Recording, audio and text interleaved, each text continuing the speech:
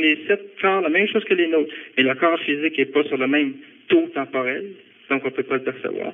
Le corps éthérique, astral, ça c'est tout pareil, les anges, les archanges, il y a tout ça, mais c'est tout sur un, tu sais, comme ton spectre tantôt, tu disais, ici, là, ben, les autres sont là, ils sont pas dans le ciel. Ils sont sur un autre niveau d'énergie.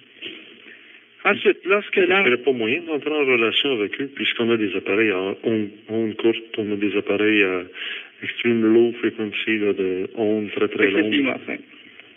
C'est simple. C'est à mourir. Oui, mais avec un non, appareil. j'ai pas de le sortir, par exemple. Je tiens à rester... simple à mourir, tu dis. Oui. Ah, c'est... Fabriquer un appareil pour entendre ou rentrer en relation avec les autres. Fantômes, avec ce que tu veux, c'est niaiseux. Bon, on va se cotiser ici après-midi, là. Oui, ben, ce serait quoi, donc? C'est simple, c'est d'aller jouer sur les taux vibratoires. Puis le seul problème qu'il y a, là, c'est que, mettons, tu prends, je dis bonjour. Okay, bonjour, c'est... Ça, c'est bonjour. Okay? Mais ça, l'onde porteuse de ça est ici, à très très haute fréquence. Le carrier? Le carrier, c'est ça, il est à très très haute fréquence. Il faut que tu trouves à ralentir le carrier sans changer de message. C'est ça qui est plus compliqué. Parce que le message est toujours bien important par rapport au carrier. Il faut que ton message soit bien modulé sur ton carrier pour que tu puisses avoir une décode qui est comme il faut. Si tu ralentis ton carrier, tu risques de perdre ton... Est-ce qu'il n'y aurait pas un carrier universel? Une onde porteuse universelle? La voix du Père se fit entendre. C'est possible. Au début était le Verbe et le Verbe était... Tu sais? C'est fort possible. Donc, je ne sais pas... Bon, je vais revenir à mon ange. Hein. Lorsque l'animal a évolué, il est devenu un ange. Bon, là, il a pour la première fois de sa vie, parce que pour son évolution, il a le choix.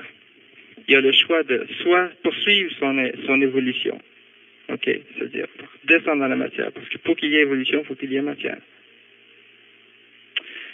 Tu peux évoluer dans l'esprit, tu peux évoluer dans le corps subtil, tu peux évoluer, mais tu ne pourras jamais obtenir ton diplôme tant que tu n'auras pas mis en expérience tes connaissances. C'est-à-dire qu'un esprit désincarné, c'est pour ça que je me méfie énormément des messages qui viennent des esprits. Parce que la valeur du message de l'esprit n'est pas plus valable lorsqu'il est esprit qu'il était quand il était matière. Parce que si tu prends l'esprit va avoir le même taux d'horizon qu'il avait quand il était sur la Terre. Donc, si c'était borné, puis après ça, il va parler des lois de l'univers, ben oublie ça. T'sais, il essaie de te rencontrer des balles. Puis,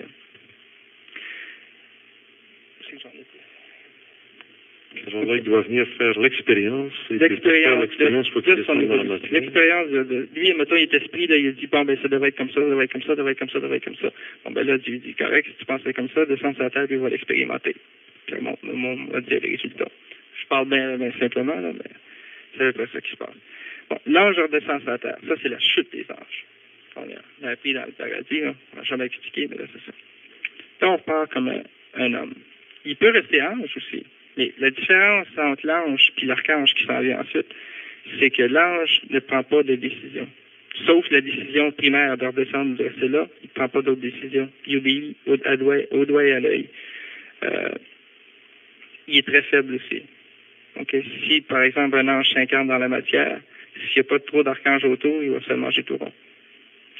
Fait que l'ange s'incarne dans la matière, là, il fait son évolution comme humain. Bon, je devrais peut-être comme ça, là, en bas de l'allée. Puis là, il remonte. Il a fini son évolution. Oui. Il s'en va en haut, il s'en va archange. Il devient archange parce qu'il a fini son évolution matière. Ensuite, il y a encore des étapes après ça. Ça continue à vitam aeternam jusqu'à ce que tu reviennes au début, mais dans un autre cycle.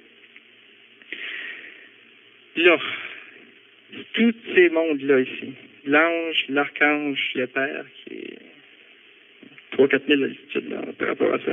Oui, il y a 7 niveaux des anges, là. Les déchets des anges, les trônes, les dominations, les archanges, les chérubins, les séraphins. Moi, je m'inquiète pas trop avec tous les noms qu'on a donnés, parce que ça m'embête un peu. Les anges, les archanges. Les archanges, la différence entre les anges et que les archanges sont capables de prendre le contrôle, c'est-à-dire qu'ils ont des responsabilités. Parce que c'est ça, la liberté, hein. Ça, c'est les gens n'ont pas compris. Je m'excuse, je change de sujet, là, mais ça va revenir. C'est que Dieu a donné à l'homme au départ, au paradis, la chose fondamentale, la liberté. Les gens C'est quoi la liberté? La liberté, c'est énorme, parce que c'est de la liberté que vient la télékinésie. C'est de la liberté que vient tous les pouvoirs psychiques. C'est de la liberté qui viennent toutes ces choses-là. Parce que la liberté, c'est de faire de ta vie ce que tu en veux. C'est fort, ça. C'est un pouvoir. Puis c'est toute une responsabilité. C'est d'ailleurs pour ça que le karma est arrivé. C'est à cause de la responsabilité de la liberté.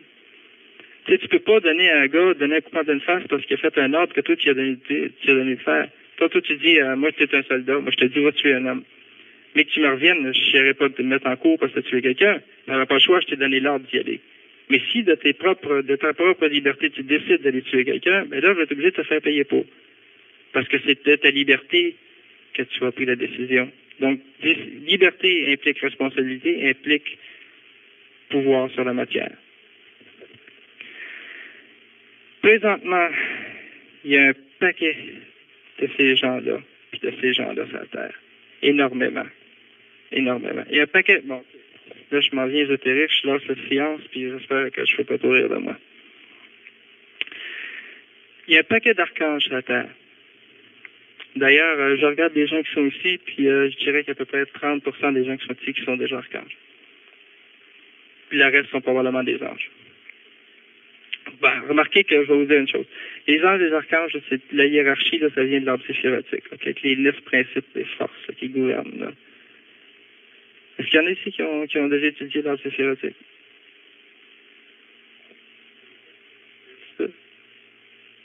Les autres, c'est totalement... Tu peux. Moi, on en a fait un petit peu. Bon, ça marche. Je n'irai pas voir, non. Là-dedans, tu as les 9 dominations. La terre est ici, là, le royaume. Puis tu as le père, ou pas le père, mais le représentant du père, parce que le père est à peut-être 1 milliard d'arbres en haut de ça. Là. Ça, c'est chacune de ces boules-là, de ces sphères-là, a une qualité en particulier. Les archanges sont au contrôle. Écoute donc, oui. J'ai le goût de t'arrêter parce qu'aujourd'hui, j'aimerais mieux, étant donné qu'on a un autre invité qui doit passer après toi, te demander de revenir dimanche prochain juste sur des notions ésotériques. Aujourd'hui, j'aime mieux qu'on ait des réponses à nos questions scientifiques. OK? D'accord. Puis on rétablira d'autres Charles de page. Non, pas tout de suite. Parce que j'aimerais savoir, moi, comment l'éthérique, ça se mesure. Tu dis, il y a un appareil qui existe là, pour mesurer le corps éthérique. C'est un appareil que j'ai bâti pour mesurer ça. J'ai pensé de l'amener aujourd'hui, mais j'ai dit, oh, que je vais faire avec des bebelles de même. Ben, c'est en journée, là, des bebelles, là. J'ai bien vu ça. Non, mais le corps éthérique, ça se mesure électriquement. Oui, c'est un corps électrostatique. Est-ce que ça ressemble un peu à ce qu'on appelle là, la photokérlian? C'est exactement la photokérlian. Bon, est-ce que ça nous permet effectivement de voir l'état de santé de quelqu'un avant que sa santé se détériore dans le plan physique? On peut le détecter sur le plan éthérique? Oui. Est-ce qu'on peut le corriger avant qu'il tombe sur le plan physique malade? Non. Pour que tu peux guérir le moule, OK? Tu peux guérir l'éthérique, c'est le moule, OK? C'est la matrice, si on veut. Donc, on peut l'affecter avec l'électricité. Oui. Les fils électriques qui sont dans nos maisons, ça affecte notre corps éthérique. Et donc, astral aussi, parce que nous autres, on parle toujours de courant alternatif. Hein? Quand je te dis qu'il y a un changement de variation du champ électrique dans le temps, tu as un champ magnétique qui est arrivé. Donc, tu as les deux corps ici qui sont tout le temps influencés par tous les fils électriques qu'on a dans la maison. Mais tu peux guérir, tu peux, disons, rétablir le corps physique en harmonie avec l'éthérique. C'est ce que l'acupuncture fait. Tu vas voir, regarde. L'acupuncture, c'est quoi? C'est de prendre des points puis de mettre des petites aiguilles. Mais pas n'importe quelle sorte de petites aiguilles de métal. Pourquoi le métal? Parce que le métal ne peut pas supporter de différence de potentiel entre ces deux bords. Ça veut dire que tu te mets au même potentiel électrique sur un bord que tu as sur l'autre. Que tu te mets ça dans ton corps éthérique. Le corps éthérique a un champ, son champ électrostatique. Transmets ça au corps physique. Puis là, tu rétablis l'équilibre entre le corps physique et le corps éthérique. Typiquement électromagnétique, typiquement électrostatique. Et les points d'acupuncture sur le corps physique correspondraient à quoi? Correspondent justement à des nœuds d'énergie. Je veux dire, si tu as un fil qui passe comme ça, un fil qui passe pas comme ça, puis un fil qui passe comme ça, ben, tu vas avoir un nœud ici. Avec les nerfs, c'est la même chose. C'est des fils électriques, ça, d'ailleurs. Ça, c'est pas moi qui le dis, ça. C'est la biologie. C'est ça. Donc, on voit comment on pourrait maintenir la santé. Mais attention, du corps physique. Attention. Tu peux jamais dire l'acupuncture tout seul, ça marche. Parce que même si tu guéris le moule, si tu guéris pas le physique lui-même. C'est-à-dire que si tu prends pas une autre alimentation, une autre respiration, un autre mode même dans le mental, ça va interagir. Parce que le mental, il y a tout. Il y a l'électrique, il y a le magnétique, qui lui aussi peut agir sur ces deux-là. Il faut que tu fasses un traitement global. C'est-à-dire qu'il faut que la personne, tu vas, OK, guérir la moule. Mais si tu fais pas rien pour ton physique, la moule va se recasser. Parce que c'est beaucoup moins solide que le physique. Le physique, c'est lui qui est solide dans la matière. C'est lui qui a la force. C'est pas l'éthérique. L'éthérique, tu peux le changer, mais si tu fais pas attention pour reprendre une alimentation puis faire en sorte que ton physique ne se débalance plus, il va redébalancer encore l'éthérique. Et le corps astral, quand on dit faire un voyage astral, ça veut dire partir magnétiquement, là, on quitte la Terre ou on quitte sa chambre et puis on s'en va? Bon, tu prends ton corps éthérique, premièrement. OK, mais ça, l'éthérique et l'astral sont bien difficiles à dissocier un l'autre. Ensemble, ben, c'est comme nous autres, hein, quand on parle d'électricité, c'est bien du misère à parler d'électricité sans parler de magnétisme. C'est toujours tellement lié un avec l'autre. C'est-à-dire qu'aussitôt que aussitôt que ton corps éthérique c'est tout, avoir une petite variation dans le temps de son intensité, tout de suite, tu as une influence astrale qui embarque. Fait que si tu n'amènes pas ton corps astral quand tu vas en éthérique, tu n'as pas aucune émotion. Fait que tu amènes l'astral et l'éthérique. On dit c'est du voyage astral. Pourquoi? Ça, je me suis posé la question longtemps. Pourquoi que le monde appelle ça du voyage astral? Je dis, qu'est-ce que ça a à faire avec l'astral, finalement? C'est juste que des gens, astral vient du mot strella, qui veut dire des étoiles, qui veut dire quelque chose de étoilé ou quand t'es flyé, t'es dans les étoiles. Bon, ça a un peu la même connotation. Et le voyage astral, c'est ces deux corps-là, et puis évidemment le mental qui agit par projection. C'est-à-dire que ton mental reste avec toi, mais c'est une projection de ton mental qui suit les deux corps inférieurs. Okay? C'est-à-dire que c'est lié par encore une fois le fil d'argent, le fil d'Ariane. Bon, c'est ton mental qui n'est pas directement déplacé. Ton mental reste dans ton corps physique. Il est endormi, c'est le mental qui est projeté, qui est avec... c'est toujours la dualité des deux pôles. Tu as une partie qui est projetée avec ton corps astral. Donc, pour les gens qui sont plus terre à terre, là, bon, ça c'est l'astral, ça c'est le physique.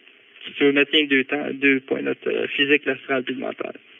On divise souvent dans l'Église le corps, l'âme et l'esprit. Je suis donc content que tu me amènes ça. Parce que justement, la semaine passée, chez Dr. Grab, elle a parlé de l'œuf. Bon, elle allait comprendre, d'accord, l'esprit et l'âme. Prenez un œuf. OK? Ça c'est 3 parties. Vous avez la coquille, qui est le corps. Vous avez le centre, qui est l'esprit. Puis vous avez le blanc, qui est l'âme. Encore une fois, le corps, l'âme et l'esprit, ça se trouve être un pôle, l'autre pôle, puis le champ de force entre les deux. Le corps protège l'esprit, et puis l'esprit communique au corps par l'âme. C'est-à-dire que tu as un lien entre ton esprit et ton corps. Là, tu sais, quand tu vois des fous qui sont vraiment partis, là, c'est justement qu'ils ont coupé ce lien-là entre leur corps et leur esprit. C'est qu'ils n'ont plus aucun contact entre l'esprit et le corps. À ce moment-là, le corps fait ce qu'il veut, puis l'esprit a beau dire, moi, je voudrais pas faire ça, mais c'est fait pareil. Parce que tu as coupé le lien ici. Tu as coupé automatiquement, tu as vidé tout le blanc qu'il y a, que l'esprit n'a plus aucune protection. Pour ceux qui une pichenote, ça coupe. La forme de l'œuf, non pas seulement dans sa forme géométrique de stabilité et de force, c'est la forme la plus forte. Ça. Tu prends un œuf comme ça, passer de casser entre tes deux mains, tu seras jamais capable. Sûrement déjà fait l'expérience. Vous avez fait ça? Oui, hein? Tu prends un œuf,